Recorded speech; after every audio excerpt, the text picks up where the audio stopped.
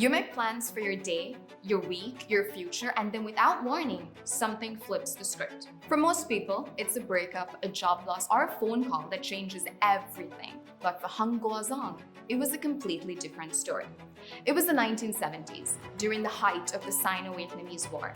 Huang was a young 18-year-old, fresh-faced soldier deployed to the front lines.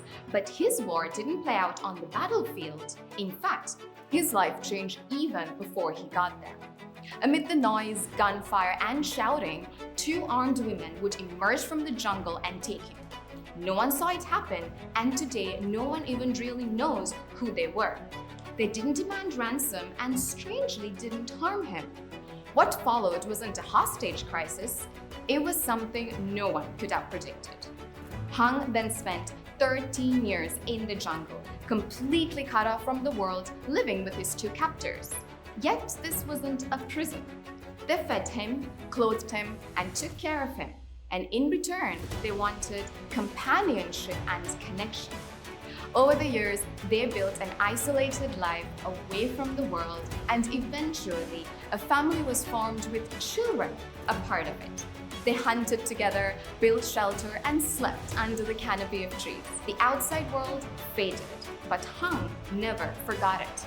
In fact, he never stopped watching for a way out. And one day, that chance came, and he ran for it, so fast without hesitation and not looking back.